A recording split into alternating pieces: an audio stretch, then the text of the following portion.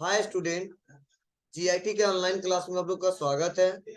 और आज की क्लास में वो जानने वाले हैं, सीखने वाले हैं अकाउंटिंग कंसेप्ट के बारे में कि अकाउंटिंग करते समय अकाउंटिंग के कंसेप्ट क्या है, इसके रूल क्या है, कैसे हमारा अकाउंटिंग होता है, वो हम लोग एक एक करके जानने वाले हैं। तो चलिए सबसे फर्स्ट देखते हैं कि अकाउंटिंग कंसेप्ट में फर्स्ट क्या बताया गया है। बताया गया है कि मनी मेजरमेंट कंसेप्ट।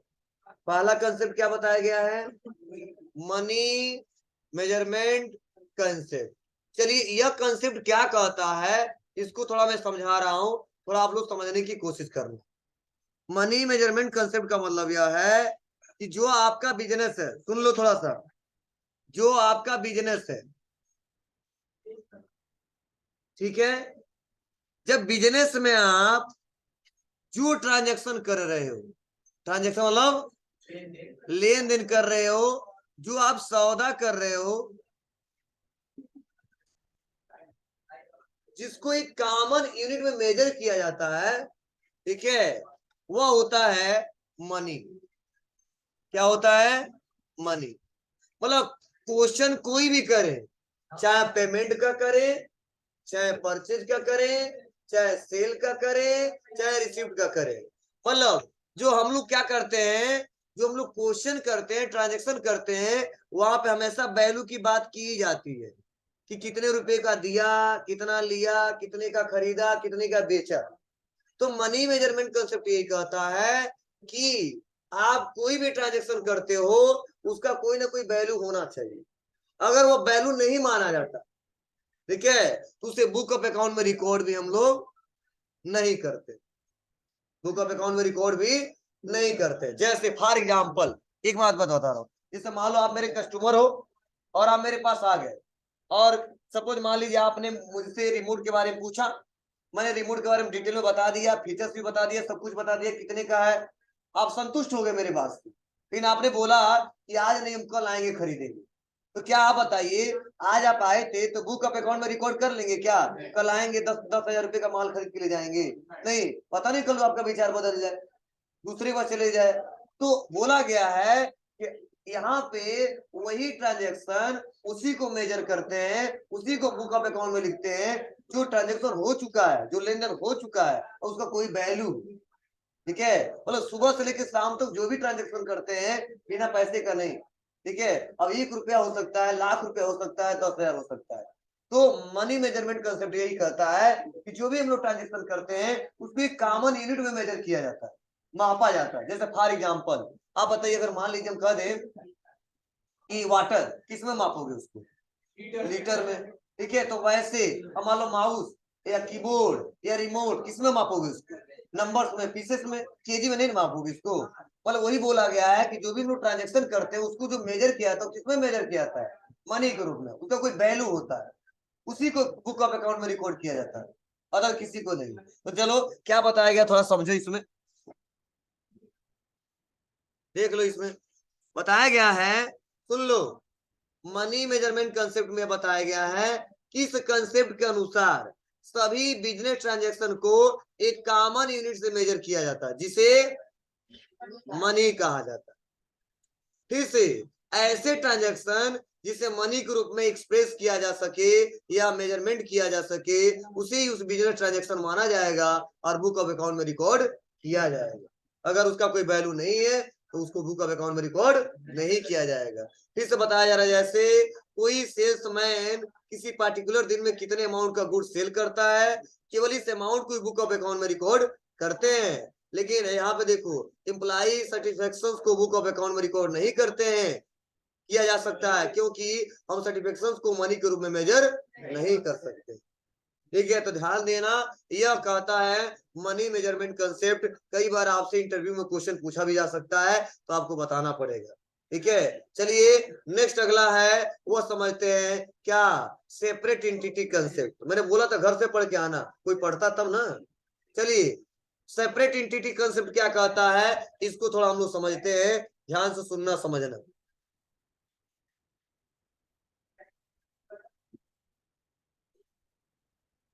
देखिए, यह मेरा बिजनेस है, और यह बिजनेस का ऑनर है, मालिक है। तो सेपरेट एंटिटी कंसेप्ट यही कहता है कि आपके बिजनेस का एक अलग एंटिटी है, मतलब एक अलग अस्तित्व है, और आपके ओनर का एक अलग अस्तित्व है। मतलब हमेशा जब अकाउंटिंग करोगे ना, तो दोनों को अलग अलग मानकर ही अकाउंटिंग करोगे, दोनों को एक नहीं मान के अकाउंटिंग करना है।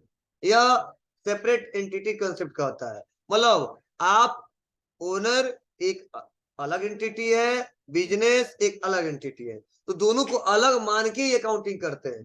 ठीक है, ऐसा मत समझना हाँ मालिक तो ही चला रहा ना व्यापार को, ठीक है, तो क्या करें, बिजनेस हो या ओनर हो, नहीं, अलग है। अब जैसे मान लो रमेश ट्रेडर्स, इसका एक अलग अस्तित्व है, एक अलग एंटिटी है। सुरेश ट्रेडर्स, इनका एक अलग एंटिटी है। तो यहाँ पे बताया जा रहा है आपको, क्या बताया गया है, सेपरेट एंटिटी कंसेप्ट में इस कंसेप्ट के अनुसार बिजनेस को एक एंटिटी के रूप में देखा जाता है, जो कि अपने ओनर से बिल्कुल अलग एंटिटी है। इस कंसेप्ट के अनुसार बिजनेस एक अलग एंटिटी है और उसका मालिक एक अलग एंटिटी है। हम हमेशा इन दोनों को अलग अलग एंटिटी मानकर ही अकाउंटिंग करते हैं,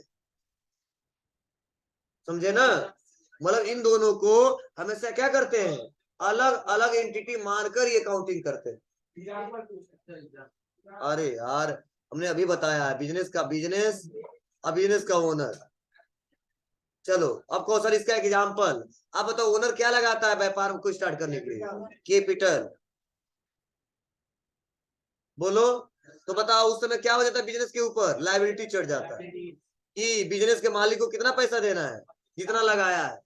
चलो आप बताओ ओनर जब अपने निजी खर्च के लिए पैसा लेता है 1 लाख रुपया, तो हम क्या रिकॉर्ड करते हैं उसमें, ड्रॉइंग। तो जब अलग माने हैं तभी तो रिकॉर्ड किए हैं इसको, नहीं तो पूरा बिजनेस में नहीं रिकॉर्ड कर देते, समझे ना। और रमेश आया तो रमेश का हिसाब किताब अलग करेंगे, सुरेश का अलग करेंगे, ये सबको एक में कर देंगे, सब कस्टमर है, सबको एक जगह रख दो, गड़बड़ हो जाएगा ना। तो रमेश का अलग मैनेजर बनाएंगे, सुरेश का अलग बनाएंगे, सोहन का अलग बनाएंगे, तब तो पता चलेगा कितना लेना है कितना देना है। इसीलिए सबको अलग अलग एंटिटी मानते हैं। क्लियर बाबू, समीर, चलिए आगे बढ़ते हैं।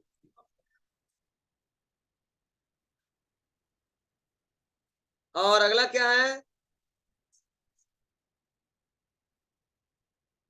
हाँ, गोइंग कंसर्न कंसेप्ट। यह क्या मतलब है, देखो, यह इसका मतलब बहुत सिंपल है।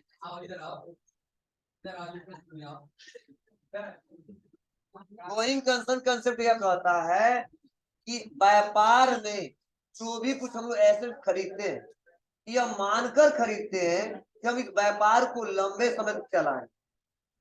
अभी इस समय इसको बंद करने की कोई स्थिति नहीं है और नहीं आएगी। आप बताओ, क्या आप कोई व्यापार स्टार्ट करते हो तो आप लोग सोच लेते हो क्या कि नहीं एक कंप्यूटर बनवा रहे हैं, खरीद के लाए, एक ही साल चलाएंगे, अगले साल हमारा लॉस में चलाएंगे, व्यापार को बंद कर देंगे।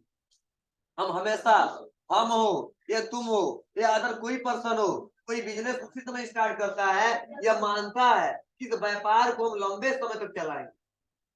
क्या ऐसा हम लोग मानते हैं क्या, नहीं व्यापार को एक साल चलाना है, क्या मतलब है, जितना लगाओगे ना कमाओगे ना लगाओगे, ज्यादा बर्बाद हो जाएगा। तो हम हमेशा मानते हैं, ये फैन हमने खरीदा, व्हाइट बोर्ड बनवाया, फर्नीचर बनवाया, कंप्यूटर खरीदा, हमने ये मान के खरीदा कि हम इस व्यापार को, अपने संस्था को लंबे समय तक चलाना। हाँ लास्ट में किसी कारण से न चले वो अलग बात, ठीक है। तो गोइंग कंसर्न कंसेप्ट यही कहता है कि बिजनेस का मालिक हमेशा यह मानकर एसेट को परचेज करता है कि इस व्यापार को लंबे समय तक चलाना। तो जो प्लांट खरीदता है, मशीनरी खरीदता है और एसेट खरीदता है, उसी हिसाब से खरीदता है कि उसका इस्तेमाल लंबे समय तक करे, और यही माना जाता है। तो कई बार ऐसे क्वेश्चन भी आ सकते थे, तो क्या बताया गया, देखो यहाँ पे इस कंसेप्ट के अनुसार यह मानकर अकाउंटिंग करेंगे कि हमारा बिजनेस एक लंबे समय तक चलता रहेगा तथा बिजनेस को निकट भविष्य में बंद करने की कोई संभावना नहीं है। इसे कंटिन्यू ऑफ एक्टिविटी कंसेप्ट के नाम से भी जाना जाता है। जैसे कि यदि कोई कंपनी को किसी प्लांट या मशीनरी को बनाने में लगने वाला लागत को क्या सेम ईयर को ध्यान में रखकर नहीं बनाया जाता है, बल्कि एज्यूम करके बनाया जाता है कि इस प्लांट या मशीनरी का प्रयोग द्वारा लंबे समय तक करना। ठीक है बाबू, ये हमारा होता है गोइंग कंसर्न कंसेप्ट। क्लियर है, चलिए अगला है कॉस्ट कंसेप्ट। ठीक है, कॉस्ट कंसेप्ट का मतलब क्या है? आप बताइए, अगर आप एक स्मार्टफोन खरीद लिए, एक आप स्मार्टफोन खरीद लिए, तो आप बताइए 2 साल 4 साल 5 साल के बाद अगर कोई पूछता है तो वह स्मार्टफोन कितने में खरीदे, तो आप बताओ कितना बताओगे? इतना में खरीदे उतना बताओगे, कम में बताओगे? जी, मतलब जितने में हमने ये फैन खरीदा है, जितने में हमने कंप्यूटर खरीदा है, उतना ही बताएंगे। लेकिन आप बताओ 5 साल के बाद बेचेंगे, 2 साल के बाद बेचेंगे, तो क्या उसका उतना ही वैल्यू रहेगा क्या? नहीं।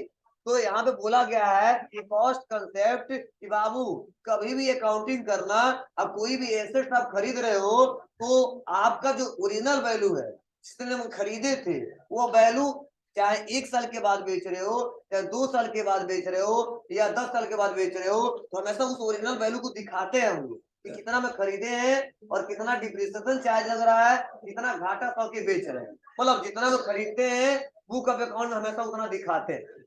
अब चाहे भले ही 10 साल के बाद बेचे, या 2 दिन के बाद बेचे, या 5 साल के बाद बेचे, ठीक है, वही वैल्यू माना जाता है जितने में हमने खरीदा है। ठीक है ना? अब मान लो हमने कंप्यूटर खरीदा है 10,000 में, तो क्या कल बताएंगे नहीं 2,000 में खरीदे? नहीं, तो बुक ऑफ अकाउंट में सही ओरिजिनल रिकॉर्ड करना है, क्योंकि बिजनेस सभी को करना है, व्यापार को हमें को चलाना है, तो झूठ बोलने का क्या मतलब है? हाँ, दूसरा कोई आए तो झूठ बोल देंगे उससे कि बाबू वो 15,000 में खरीदी थी। ठीक है, चलो कोई घाटा 100,000 है, 13,000 में दे दे रहे, उसकी बात अलग है। ठीक है, लेकिन हम अपने बुक ऑफ अकाउंट में जब रिकॉर्ड करेंगे तो हमारा ही नुकसान हो जाएगा। ठीक है, 10 में खरीदे 15 में दिखाए तो 5,000 कहाँ गया? ठीक है, तो यह हम लोग मानते हैं कि जितने में खरीदे हैं, ठीक है, उसका वैल्यू हमेशा उतना, ठीक है, वही मानते हैं। हाँ, बेचते समय हम घटा के बेचते हैं, वो अलग बात है, वहां पे डिप्रिसिएशन लगता है। तो देखो क्या बताया गया है, बताया गया है इसे, इस लिखा है ना जी, इसे हिस्टोरिकल कॉस्ट कंसेप्ट भी कहा जाता है। और इस कंसेप्ट के अनुसार किसी भी एसेट्स को बुक ऑफ अकाउंट में उसकी ओरिजिनल कॉस्ट मानकर ही रिकॉर्ड किया जाता है। जैसे कि यदि हमने किसी फर्नीचर को कितने में खरीदा, 50,000 में खरीदा, तो उसे हम 2 साल बाद भी अपने बुक ऑफ अकाउंट में उसकी ओरिजिनल वैल्यू क्या रिकॉर्ड करेंगे? 50,000 ही रिकॉर्ड करेंगे। ओरिजिनल वाला, हाँ ओरिजिनल वाला। ठीक है बाबू, तो यह हमारा कॉस्ट कंसेप्ट का था। 4 हमने कंसेप्ट बताया। चलिए अगला है ड्यूअल एस्पेक्ट कंसेप्ट। तो ये तो आप लोग पहले से जानते हो, लेकिन फिर भी सुन लो। देखो, ड्यूअल एस्पेक्ट कंसेप्ट क्या कहता है कि बिजनेस में, सुन लो, जो भी ट्रांजेक्शन हम लोग करते हैं उसके 2 पक्ष होते हैं। ठीक है, डेबिट पक्ष और क्रेडिट पक्ष। ठीक है, और हमेशा जो ट्रांजेक्शन करते हैं 2 व्यक्तियों के बीच होता है और उसका कोई वैल्यू होता है। तो डुअल एस्पेक्ट में, कंसेप्ट में यही बताया गया है कि इस कंसेप्ट के अनुसार बिजनेस ट्रांजेक्शन में 2 पक्ष होते हैं। पहला पक्ष डेबिट और दूसरा पक्ष क्रेडिट, और दोनों का वैल्यू क्या होता है? सेम होता है। तो डेबिट पैच की value, total value, credit patch की टोटल वैल्यू के क्या होता है? बराबर। अब तो सर कैसे, आप बताओ, आप पीके हो और मेरा व्यापार है वो किसी से चलता है, तो आप बताओ मैं कैश दिया तो मेरे में कैश अगर 50 रुपया दिए तो 50 रुपए तो क्रेडिट करेंगे, और आप कितना पाओगे? 100 रुपया? नहीं, 50 रुपए डेबिट करेंगे। मतलब 100 रुपए देंगे तो 100 रुपए पाएगा। मतलब मैनुअल तरीके से यह कहने की कोशिश कर रहा हूँ कि कोई भी ट्रांजेक्शन करते हैं उसमें 2 व्यक्ति इन्वॉल्व होते हैं, उसका कोई वैल्यू होता है। तो कौन कौन सा? डेबिट पक्ष, एक क्रेडिट पक्ष, दोनों का वैल्यू बराबर होता है, क्योंकि जितने का खरीदेंगे उतना ही तो देंगे। ठीक है, जितना बेचेंगे उतना ही तो लेंगे। तो हाँ, वो अलग बात है दूसरे से क्या बता रहे हो, लेकिन अकाउंटिंग जब करोगे आप, ठीक है, भले ही आप 15 रुपए में खरीद लिए, अब पापा से कह दिए नहीं हम तो 20 रुपए में खरीदे थे, 5 रुपए बचाने के लिए, उसकी बात अलग है। ठीक है, लेकिन जब हम लोग बुक ऑफ अकाउंट में जो रिकॉर्डिंग करेगा वो कितने में रिकॉर्डिंग करेगा जी? पैसा कितना दिया होगा वो लड़का? 15 रुपया ना। पापा तो झूठ बोला 20 रुपया दिए थे, वो खा लिए, उसकी बात अलग है। ठीक है, तो फर्क जितना आप खरीदेगा उतना ही पे पड़ेगा, ध्यान देना। यही आपको समझाया गया कि वे जैसे आप कुछ गुड्स परचेज कर रहे हो, किसी से पैसा रिसीव कर रहे हो, तो सेम वैल्यू आप रिसीव करोगे। ठीक है, जितना वैल्यू आपने परचेज किया है या जितने का सेल किया है उतना ही पैसा आपको पेमेंट करना होगा, इतना ही देना पड़ेगा आपको। ठीक है, तो हमारा ड्यूअल एस्पेक्ट कांसेप्ट कहता है ये जल्दी जल्दी मैं क्यों पढ़ा दे रहा हूँ और समझ में भी आ रहा होगा आपको, क्योंकि रूल भी हमको पढ़ना है और आगे इस पे क्वेश्चन भी करने हैं, और ज्यादा समझाने वाला नहीं है, थोड़ा थोड़ा है, थोड़ा आपको याद करना होगा इसको। और अगला 6वां नंबर, हाँ, पीरियोडिसिटी कंसेप्ट पांचवा, छठवा समझाने वाले हैं। अरे यार, ड्यूअल एस्पेक्ट कंसेप्ट का मतलब हर एक ट्रांजैक्शन के दो पक्ष होते हैं, ठीक है। एक खरीदने वाला होगा, एक बेचने वाला होगा, एक पाने वाला होगा, एक देने वाला होगा, ठीक है। तो वहां पे बोला गया है कि पहला जो पक्ष होता है डेबिट साइड होता है, दूसरा पक्ष होता है वो क्रेडिट साइड होता है। अब किसको डेबिट किसको क्रेडिट रूल हम पढ़ाएंगे आपको, अभी बस हम कंसेप्ट बता रहे हैं आपको। और उस दोनों का वैल्यू क्या होता है, सेम होता है, बराबर होता है, समझे ना। अब क्यों होता है, क्या रूल है, किसको डेबिट किसको क्रेडिट, वो अभी कल हम रूल पढ़ाएंगे, गोल्डन रूल्स ऑफ अकाउंटेंसी, ठीक है। तब आपको समझ में आएगा किसको डेबिट और किसको क्रेडिट, अभी कंसेप्ट समझा रहे हैं बस। चलिए, इस कंसेप्ट में क्या बोला गया है, आप बताइए। फाइनेंशियल ईयर का हमारा स्टार्टिंग क्या होता है बताओ। पीरियोडिसिटी कंसेप्ट में क्या बताया जाता है, हमारा फाइनेंशियल ईयर होता है 1 अप्रैल से लेके क्या 31 मार्च। सुन लो थोड़ा सा, 1 अप्रैल से लेके 31 मार्च। तो आप बताइए, हम क्वेश्चन करते गए करते गए करते गए, अगर साल के लास्ट में हमको न पता चले कितने का प्रॉफिट हुआ है या कितने का लॉस हुआ है, तो व्यापार को चलाने का कोई मतलब है, कोई मतलब नहीं है। जब हमको पता नहीं चला क्या कर रहे हैं और पता चला बाद में 0 रुपया आ गया 1 करोड़ से। तो हर साल इस कंसेप्ट के अनुसार बोला गया है कि आप इस रिपोर्ट को 6 महीने में एक बार देख सकते हो, साल भर में एक बार देख सकते हो, कई लोग तो हर महीने में देखते हैं कि अपने बिजनेस की स्थिति क्या है।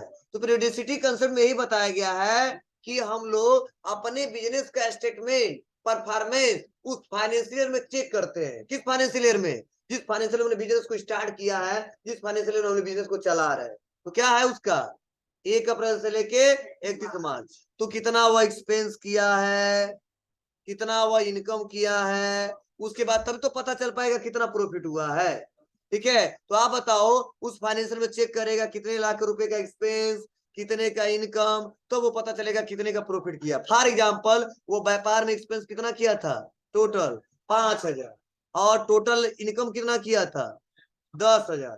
तो बताओ प्रॉफिट कितना होगा 5,000। अब कब चेक करेगा, उसी महीने में, उसी ईयर में, उसी फाइनेंशियल ईयर में, ठीक है। तो यही कंसेप्ट यहाँ पे बताया जा रहा है, क्या देख लो कर रहा है, इसे टाइम इंटरवल कंसेप्ट भी कहा जाता है, जिसके अनुसार सभी बिजनेस इंटरप्राइजेस को एक निर्धारित समय अंतराल के बाद फाइनेंशियल स्टेटमेंट क्या होता है, तैयार करना होता है। इस कंसेप्ट के अनुसार अकाउंटिंग पीरियड को अपेक्षाकृत शॉर्ट ईयरली चेक किया जा सकता है या क्वार्टर 3 महीने में एक बार चेक करना होता है, जिससे कि बिजनेस की परफॉर्मेंस को आसानी से मेजर किया जा सके और कंपेयर किया जा सके कि हमारे बिजनेस का स्थिति क्या है। अगर अगर न करे हर महीने, हर 3 महीने में, साल भर में, ठीक है। कोई लोग छोटे छोटे तो डेली चेक करते हैं, उसकी बात अलग है, ठीक है। लेकिन अगर व्यापारियों की बात करें तो कई लोग 3 महीने में कभी एक बार हिसाब देखते हैं, और बड़े बड़े व्यापारी साल भर में एक बार चेक करते हैं इस साल कितने लाख का प्रॉफिट, कितने लाख का लॉस हुआ। हाँ, तुम तो एक ही दिन में चेक करोगे डेली, ठीक है। हाँ, एक पैकेट टॉफी मंगवाया, कितना पड़ा बेच दिया, फिर कितना कमा लिया, बस खत्म, यही ना। चलिए ठीक है, चलिए ध्यान दीजिएगा। तो यह हमारा 6वां नंबर है। अब आते हैं नेक्स्ट इस पे जी, ऑब्जेक्टिव एविडेंस कंसेप्ट। तो ध्यान देना, इस रूल को बताया गया है, एविडेंस मतलब पता है ना आपको, हाँ बहुत एविडेंस देते हो तुम लोग, ठीक है। बोला गया है कि जो भी हम लोग अकाउंटिंग करते हैं, ठीक है, तो यह लीगली आपके पास उसका एविडेंस होना चाहिए, ठीक है, जिससे आप लोग गवर्नमेंट को क्लेम कर सको कभी किसी कारणवश। जैसे फॉर एग्जांपल, एक बिजनेसमैन है और यहाँ पे कोई पर्सन है, कस्टमर, फॉर एग्जांपल कस्टमर है, ठीक है। तो अगर मान लो हमने इनको क्या किया, कोई गुड्स बेचा 10,000 रुपए का, तो अगर बताइए 10,000 का मैंने बेच दिया, लेकिन हमने ना कोई रसीद दिया, ना कहीं हमने रिकॉर्ड किया, मतलब कोई प्रूफ ना, इनसे कोई साइन कराया, तो क्या अगर मान लो कुछ टाइम के बाद कह रहा हम नहीं देंगे, हम नहीं खरीदे, तो क्या करोगे?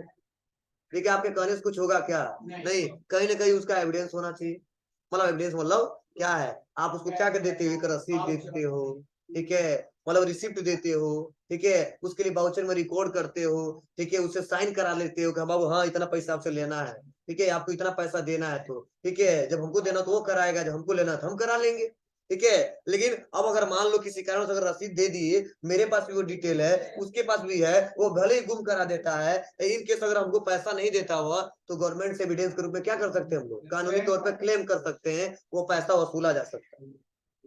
और फिर भी नहीं हो रहा तो बताइए कि क्या लिखेंगे, बैड डेट, ठीक है, इतना करने के बाद भी नहीं करा, नहीं देंगे, ठीक है, थानेदार को दे देंगे 10,000 रुपये, ठीक है, ठीक है, तो हाँ, तो उसके लिए एक बैड डेट रिकॉर्ड करेंगे, ठीक है। तो यही इसमें बताया गया, क्या बताया गया देख लो, कहा गया ऑब्जेक्टिव एविडेंस इस कंसेप्ट के अनुसार सभी बिजनेस ट्रांजैक्शन को किसी एविडेंस या सपोर्टेड बिजनेस डॉक्यूमेंट जैसे इनवाइस, वाउचर, तो जब तक वाउचर का इस्तेमाल नहीं करता तो कोई इनवाइस जनरेट नहीं होगा, के आधार पर रिकॉर्ड करना चाहिए। यह डॉक्यूमेंट ऐसे होना चाहिए जिसे कोर्ट ऑफ लॉ में एविडेंस के रूप में रखा है, ठीक है ना। हाँ बहुत सारा हो सकता है, कुछ एग्जाम्पल हमने बताया, चलान, ठीक है, यार पॉइंट फाड़ेगा क्या ये भी,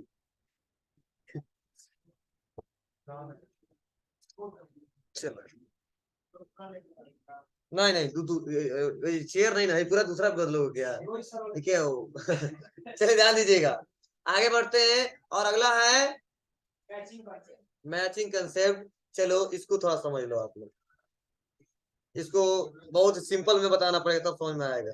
मैच मतलब पता है आपको, मैचिंग मतलब भी पता है, बस इसको समझा दे रहे हैं, थोड़ा सा आपको समझ में आ जाएगा। जैसे मान लो मेरा व्यापार है, सुन लो थोड़ा सा, और जो हमने व्यापार किया है, सपोज मैंने क्या किया है, उस महीने में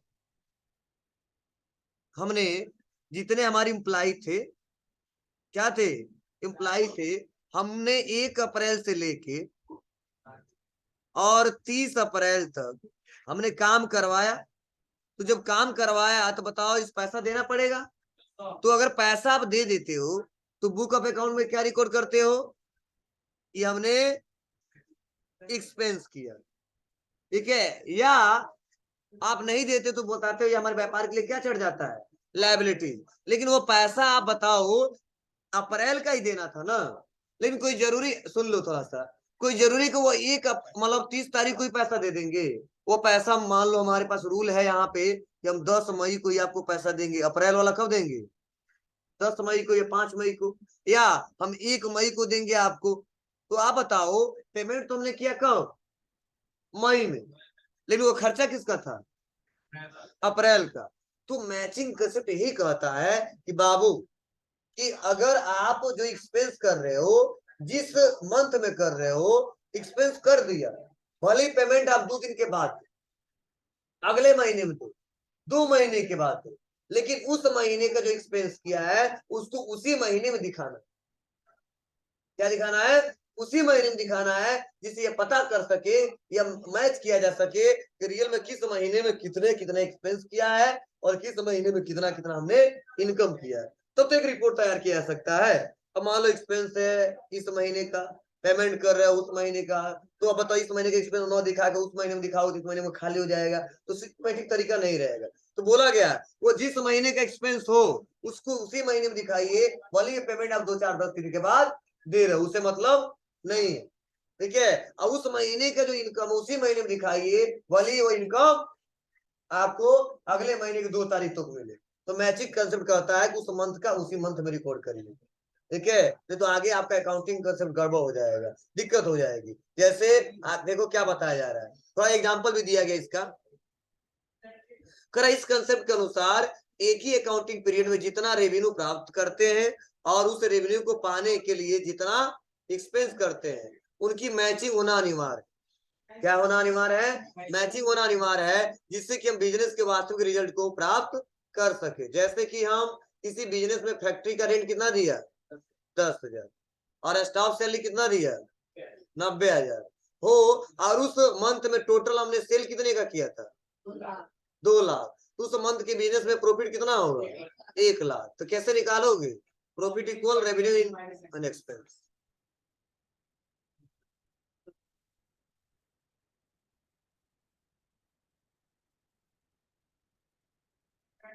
ठीक है।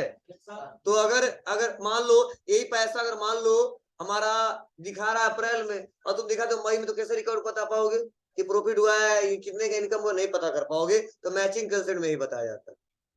ठीक है। और अगला है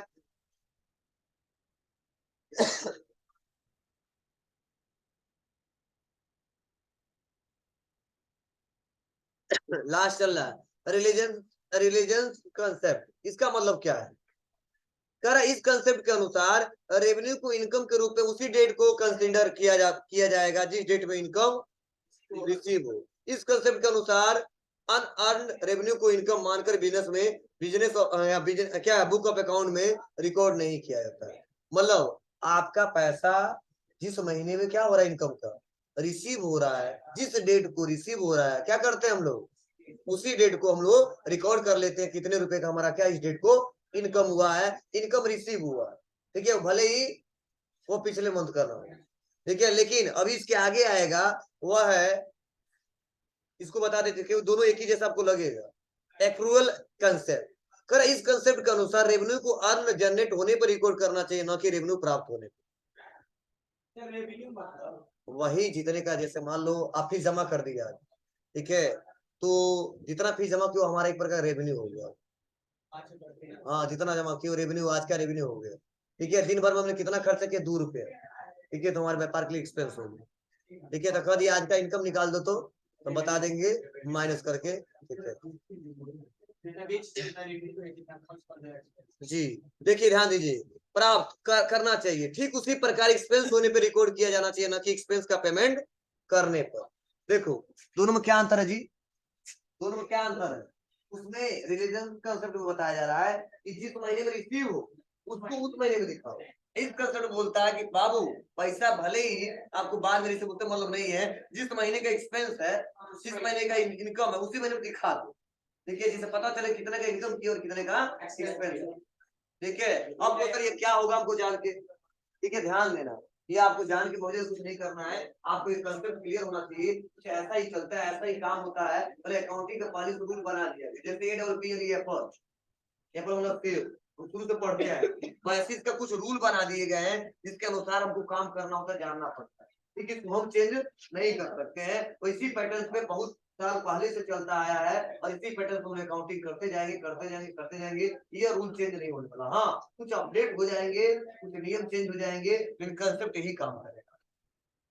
ठीक है। और अगला है लीगल एस्पेक्ट कंसेप्ट। क्या मतलब है?